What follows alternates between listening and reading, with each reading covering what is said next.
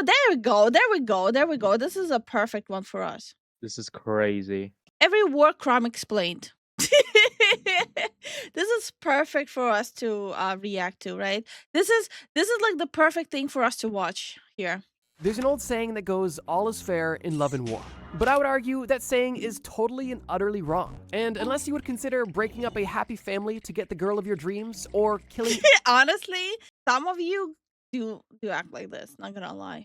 Just let it go. She's not that into you. innocent civilians to satisfy your political means as fair, then I would imagine you would agree. And in that case, I think the fact that there is literally things that are legal and illegal in war bolsters my theory, and also brings us to the point of today's video. War undoubtedly is one of the most hellish experiences available on Earth. And somewhat paradoxically, war has its own code of ethics. Now, whether or not these codes are actually followed or not depends. Oh, absolutely not. Not even for a second I'm gonna believe that people actually follow ethics there. Regardless, there are some acts, weapons, and strategies that are considered simply too cruel for war. And in today's video, I'm going to describe in detail every single thing that is banned or illegal in war, starting with the earliest recorded examples of war crimes and ending in the current standards for ethical warfare, aka everything that is considered a war crime. Let's begin. Ancient rules of war.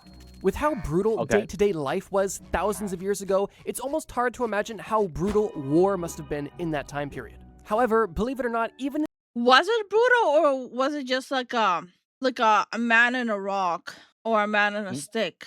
Usually melee combat is very brutal. There's a lot of blood involved. Okay. In some of the earliest civilizations, the concept of ethical war and war crimes was present, albeit in a rather rudimentary way. Now, it's important to note that the term war crime has really only existed since the 1800s, although the concept of rules in warfare predates that by thousands of years, and actually has set... Wait, the concept of war existed only since 1800s? Wait, what?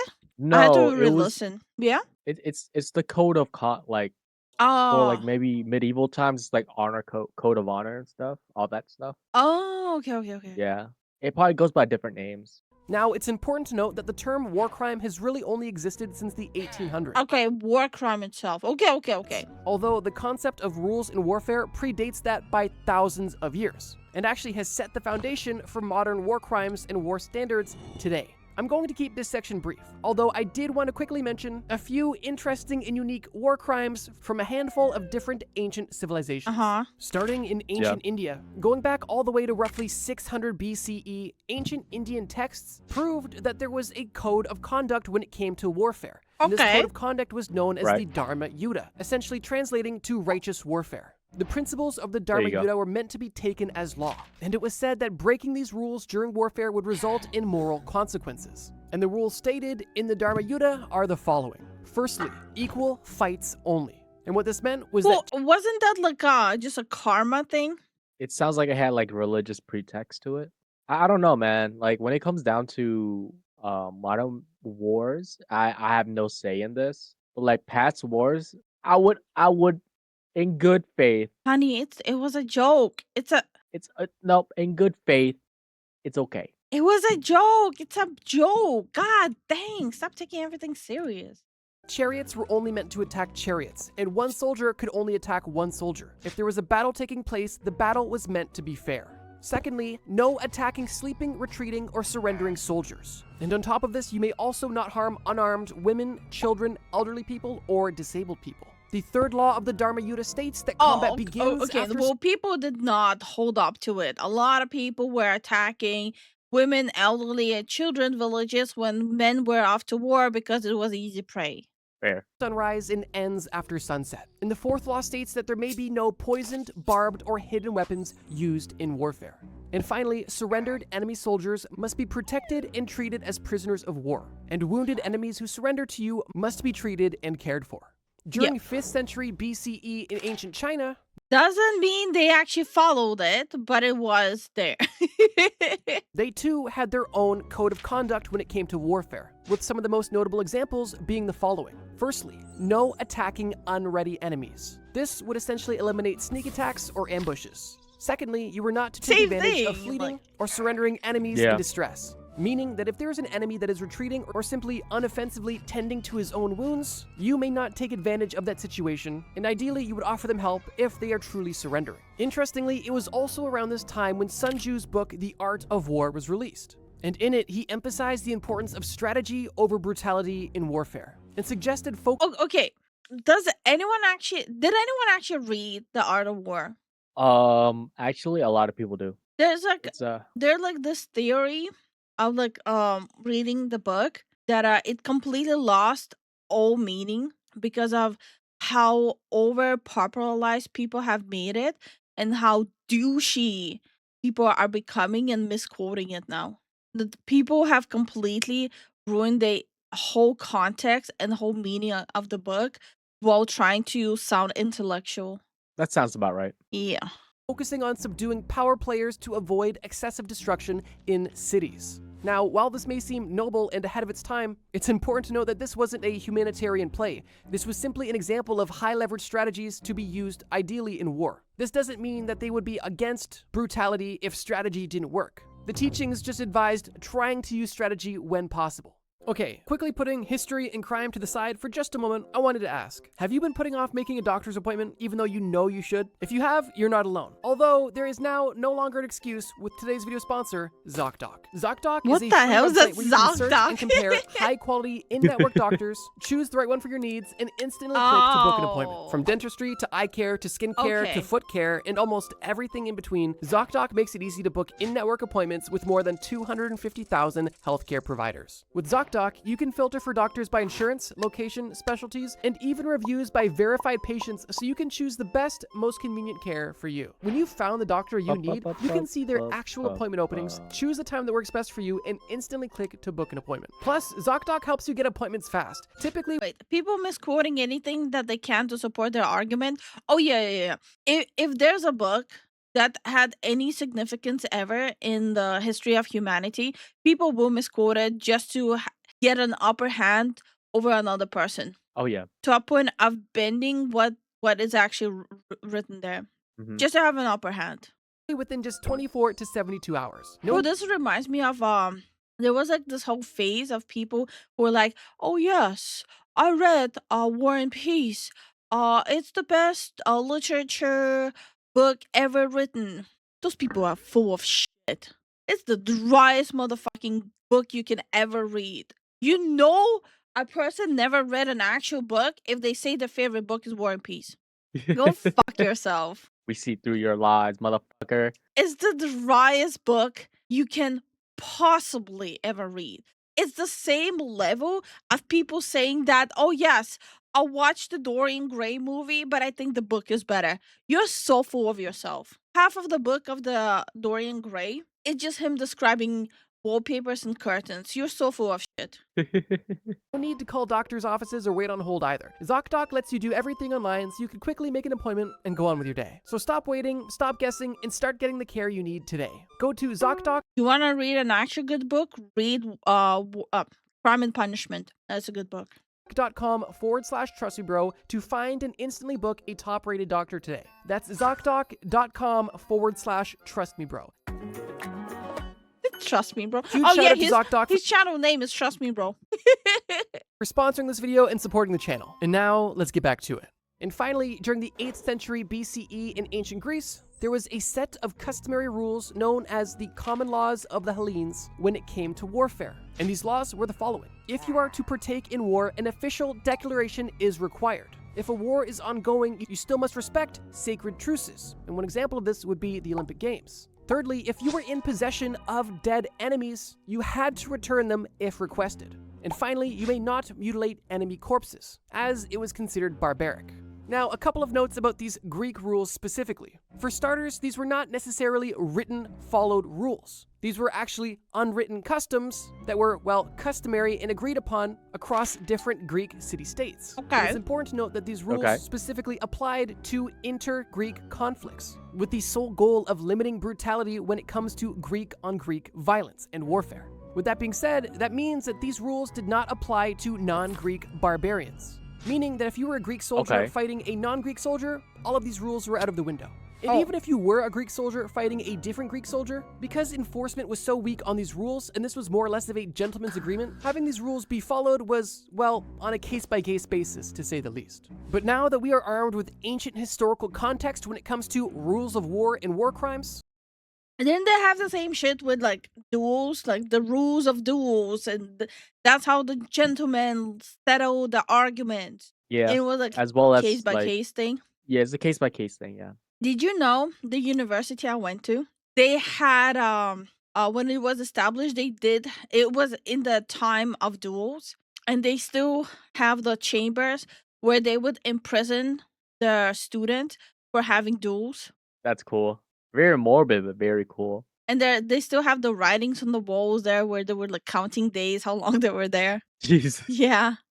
I want to jump directly to the establishment of the modern war crime to describe exactly how war crimes came to be in the first place and how the term war crime evolved from its establishment in the roughly 1800s to the modern day, the Lieber Code. As we've discussed so far in this video, throughout history, there have been countless cultures with countless different customs or rules or gentlemen's agreements when it comes to warfare. But it wasn't until 1863, with the establishment of the Lieber Code, that there was ever one formalized, codified system that sought to govern and be the official law when it came to war. Francis Lieber was born in 1798 in Berlin, and as a young adult, Francis was exposed to the horrors of war. He first fought for Prussia in the Napoleonic Wars, and then later fought in the Greek War of Independence less than a decade later. Yeah, in that case, he's seen shit. Holy. Mm-hmm.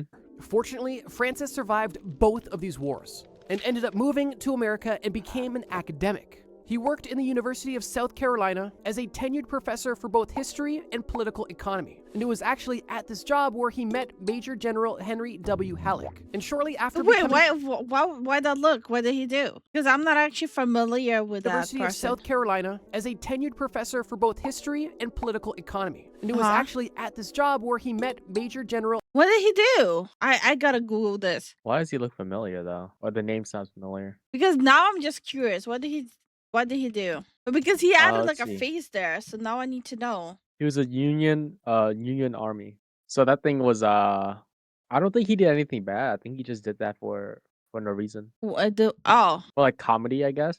Oh, no. Okay. He is one of those okay.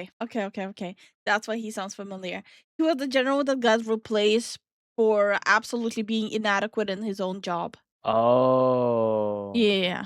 So apparently he had poor field command and poor leadership. To be more specific, weak leadership. Okay. He wasn't able to properly communicate with people and had a very abrasive personality. He had a lot of controversial decisions. So his legacy are his flaws in war. Ah, Yes. that's rough. And he got replaced. That's rough, buddy. Damn. So he was fired pretty much, yeah. Yeah. Henry W. Halleck. And shortly after becoming professionally acquainted, Francis was commissioned by this Major General to write the first instructions for the government of the armies of the United States in the field. So would it be too crazy to say that this writing might be massively flawed because of the person who was in charge of helping him, considering that general's legacy are his major flaws, historical flaws? Yes. AKA the General's Orders 100, AKA the Lieber Code.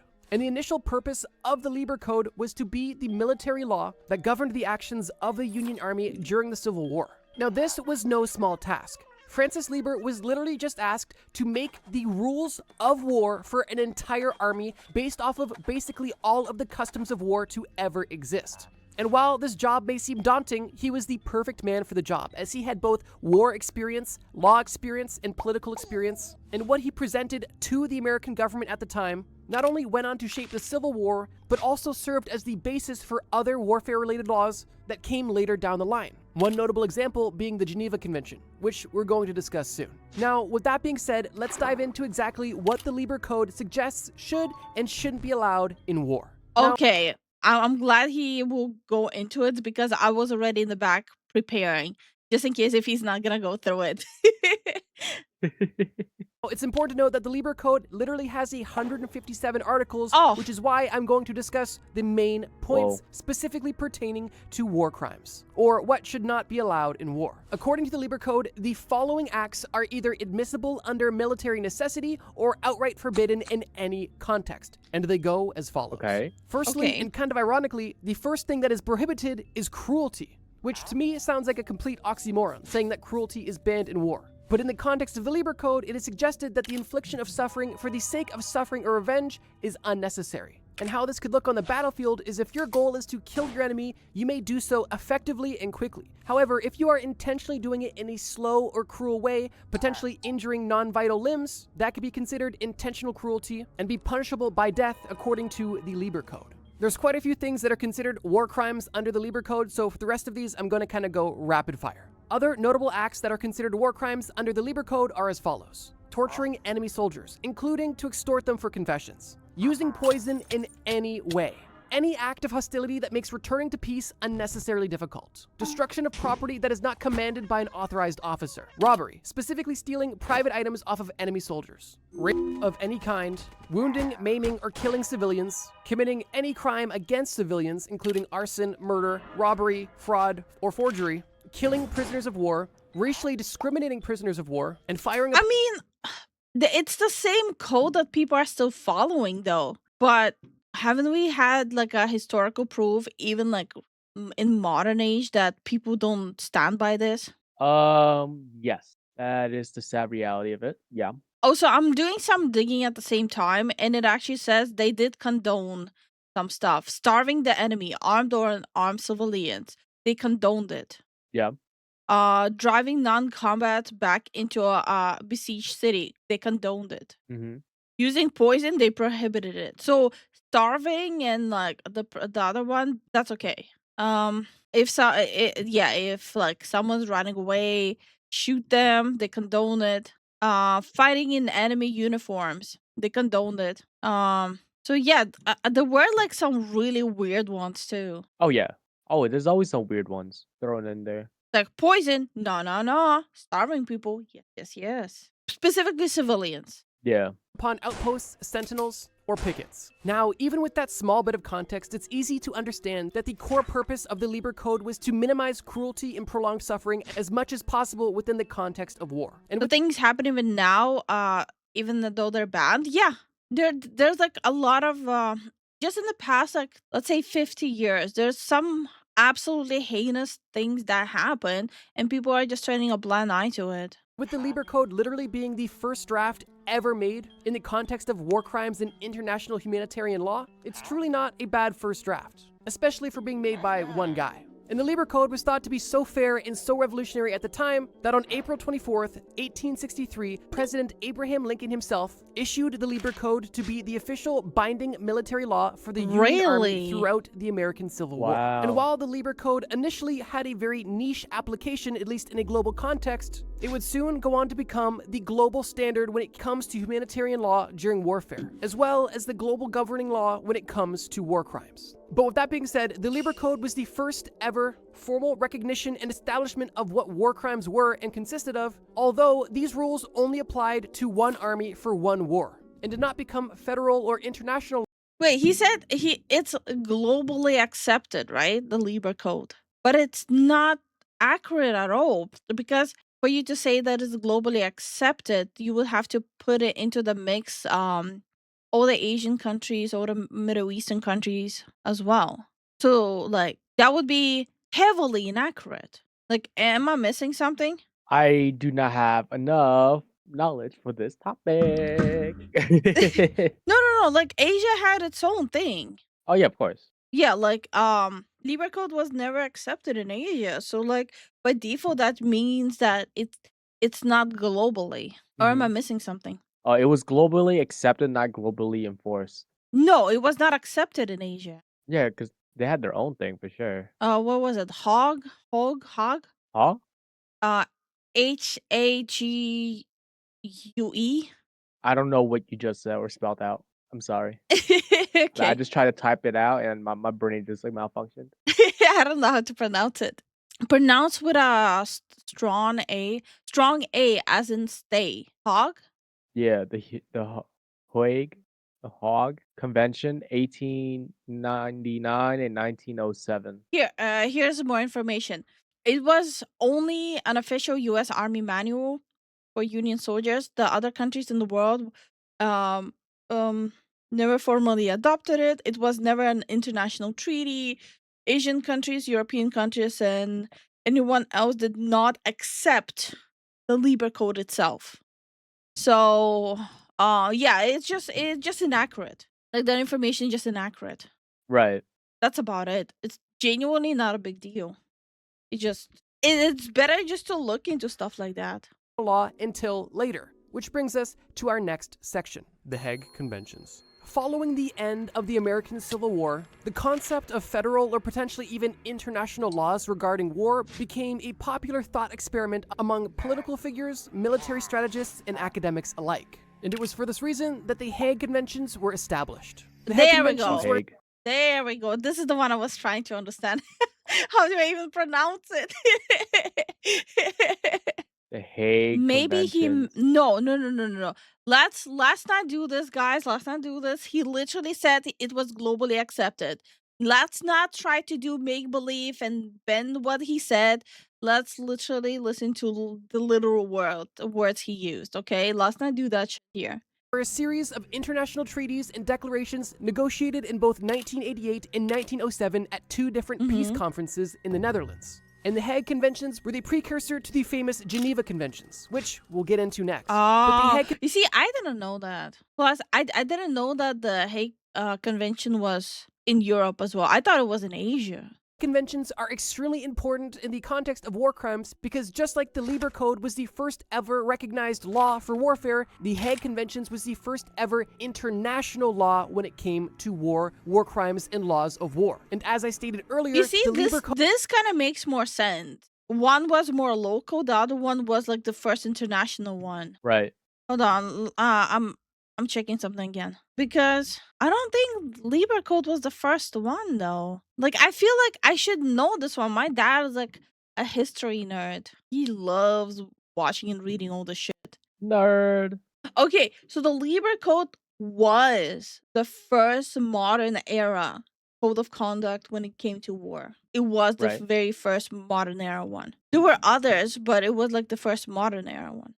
Code was a massive influence on the Hague Conventions, although the two are not identical, with the Hague Conventions affirming the Lieber Code but also adding the following. And just for context, I'm going to be combining both Hague Conventions into one, because the 1899 and the 1907 Hague Conventions are both similar. The 1907 Hague Conventions were just a revision of the original. So for that reason, I'm just going to combine them here. With that being said, notable new war crimes include killing or wounding an enemy who has laid down his arms or no longer has a means of defense, improperly using national flags, military insignias, or military uniforms. Oh, okay. This is where it came from. Okay.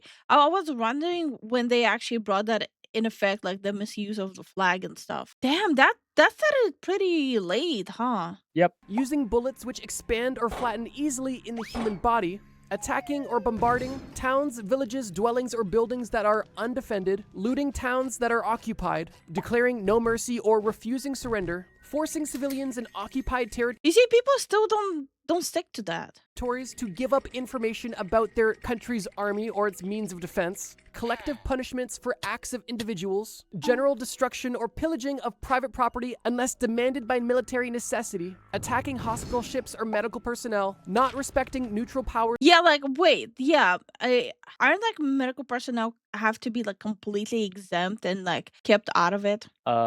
Yes. But people never stuck to that. Oh yeah, of course not. Weren't like there like orders like hurt them where it hurts, which is quite often is are the people who would help them. And territories, and automatic submarine contact mines must not become indiscriminate hazards after control is lost. Which I have no idea how you would even go about, well, collecting I mines don't in know an how. area you've already lost. Like, if the mines are there and then you've lost control of the area or the mine itself, I don't know how you're going to make it indiscriminate. If a contact mine comes in contact, it's going off. But regardless, Yeah. the Hague Conventions were Like, it just kind of doesn't make sense.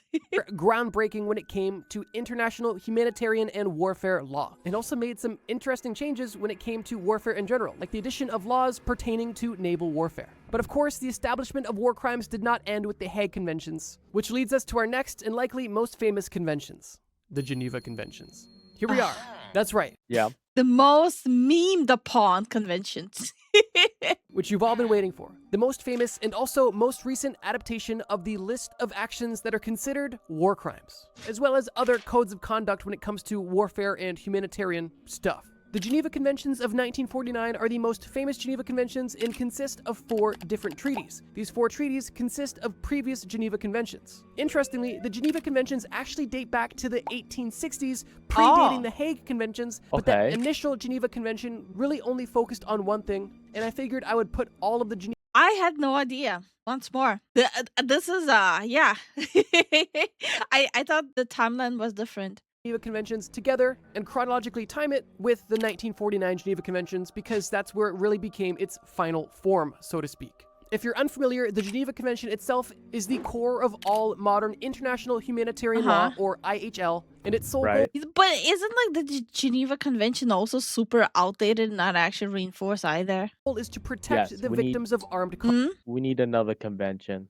Yeah, but the problem with these is they're never actually reinforced. Conflicts. The Geneva Conventions of 1949 were, of course, a byproduct of the end of the Second World War, where many crimes against humanity and war crimes were committed. And yeah, you see, like, it's like, isn't it like a little bit too late? One of the most heinous wars has already happened. And like, oh, by the by, let's make it now. The Second World War, where many crimes against humanity and war crimes were committed. And on top of the Geneva Conventions in 1949, we also saw the establishment of the Nuremberg Principles, which isn't worth its own section, but essentially the Nuremberg Principles were created not necessarily to define war crimes, but to ensure war crimes were punished. And because there was a lot of Nazi Party members after World War II who committed war crimes, the International Law Commission and United Nations saw it was vital that they created the Nuremberg Principles to ensure all of these guilty individuals did not escape punishment. To put it briefly, the Nuremberg Principles basically state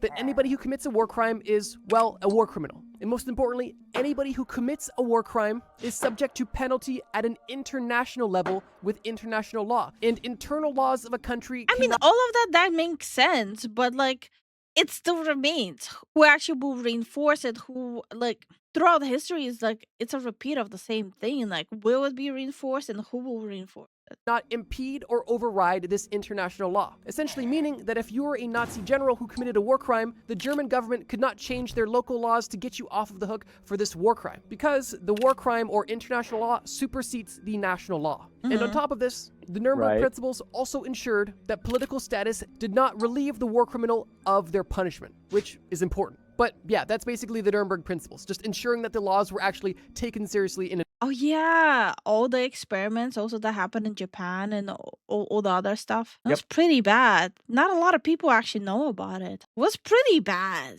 A lot of people know about it. You would be surprised. A lot of people that should know about it. Enforced. But back to the Geneva Conventions. The first Geneva Convention was actually introduced, like I mentioned, in 1864, and was specifically aimed at creating rules around the treatment of sick and wounded armed forces on the battlefield. The second Geneva Convention actually replaced the Hague Convention of 1907, and essentially contained everything from the first Geneva Convention and the Hague Conventions. The third Geneva Convention was focused on the treatment of war prisoners and replaced the previous Geneva Convention, and the fourth and final Geneva Convention is the one we're discussing now, which is basically the all-encompassing Geneva Convention. Now, with all of this being said, before I say Geneva Convention for the millionth time, let me explain some of the newest additions introduced with the Geneva Conventions. Once again, this list includes introductions from all of the Geneva Conventions, dating from the 1860s to the 1940s. The Geneva Gas Protocol states that the use of any asphyxiating, poisonous, or other gases and biological warfare methods are strictly prohibited and considered war crimes. Again, Don't think people are actually gonna stand to that or are standing to that. Like I watched a video of all the biological warfare that's still being used. It's a lot. Yeah. There's a lot of them that are still currently in usage.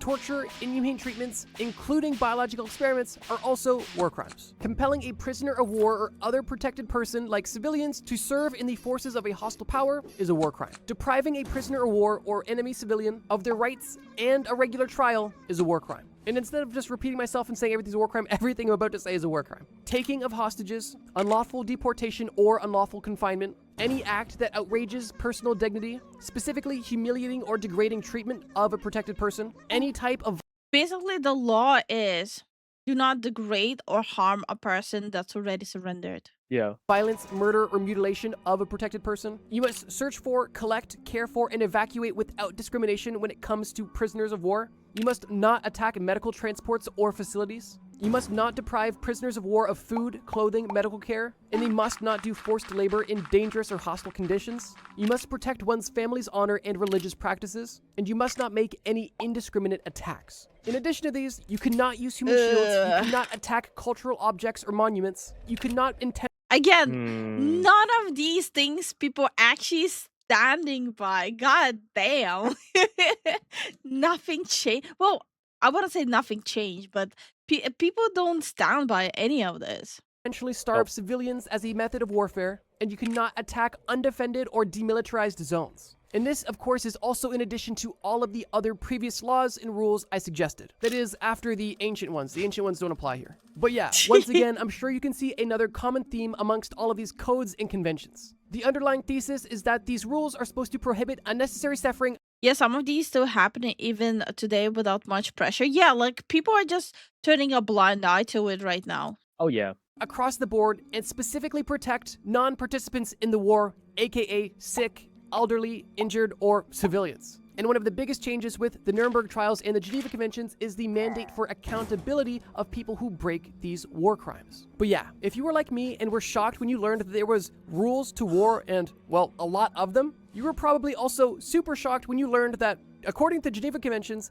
if you come across enemy soldiers that are surrendering to you or injured, you have to essentially take care of them and treat them as one of your own, which is something I did not know at all. And while I'm curious how much this is actually, well, honored, it is nice to see that It's there is not. at least rules in place It's to not. take care Like, of. I mean, of course there will be people who do stand by it, right? I wouldn't say Right. no one stands by it. There are people who do stand by it just out of sheer like human empathy. Hmm. But like majority are not gonna do that. Like the sheer shock and what like a human mind goes through when they're put in like situation like a war. For a lot of people, like even like morale is gonna just jump out the window and they'll just be thinking only about survival. Or for some people it's gonna bend into cruelty. Of your fellow human, even in some of the most hellish and disgusting conditions ever imaginable. But with that, ladies and gentlemen, there you have it. If you were to ask what constitutes a war crime,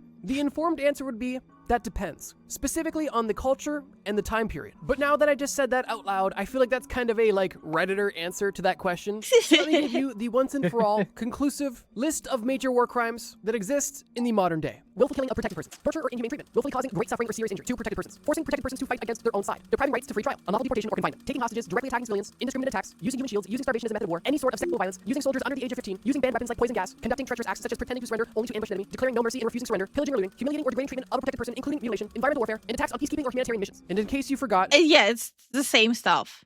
protected persons basically include civilians, wounded enemies, or prisoners of war, as well as neutral parties and peacekeepers, and others that I'm sure I'm forgetting. But interestingly enough, after looking at different cultures, different eras, and different contexts, it's interesting to see how nearly every treaty or rule or custom we discussed all had the same goal of eliminating unnecessary suffering when possible, almost to assume that war may be inevitable. However, while suffering may be a byproduct, it's a variable that can be minimized and should be if possible, which is kind of a morbid silver lining in this entire situation. But yeah, if you were curious about every war crime, hopefully this video served as a pretty good glimpse into what constitutes. No, like this is like just the tip of the iceberg though. Like this did not scratch the itch for it at all. Like understanding. I feel like I do not know why I thought like we'll be able to understand it in 20 minutes.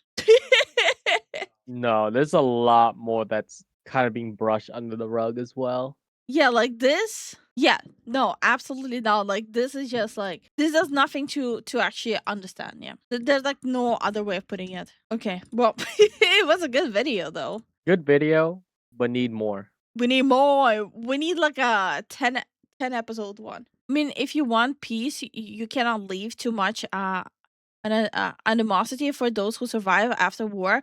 There's never going to be such a thing as peace amongst people. It just doesn't Yeah. exist. It's like it's an idealistic belief, but as long as there's people, as long as there's like differences, peace is never going to be an option for them. Nope. It's just reality. You're trying to understand why people commit war crimes? No, that's not what I'm trying to understand. I think we all know why. Any degree of peace, you're talking about the surface level treaties. That's not peace. That's a treaty. That's a ceasefire. That's a Little band-aid over a yeah. gushing wound. That's why they never last long. There's always resume fire. Like humanity is literally the definition of peace was never an option. Yeah, We won't kill you today. Yeah, pretty much. Pretty much. that's what it is. Yeah, that's we'll start this again tomorrow. Yep. Yeah, pretty much. Yeah. Humans by nature create war. That's not exactly accurate because there's humanity is always split into different like mindsets and camps. Making like a blanket statement like humanity in general crave war, that would be very inaccurate. Yeah. Not everyone craves it. Some people, especially more accurate to like this day and age, some people just trying to like Survive. and they just want to be left the fuck alone. Mm-hmm. Like genuinely, how many people here actually would be willing to go to war? Not even willing to go to war. How many people here would actually be willing to like sign up to military? Not for the benefits, not for like help with college and stuff like that, but just for the love of the game. Like how many people would do that here? That'll be psychopathic, no? Yeah. And there's tons of psychopathic individuals in Yeah, there are, of military. course.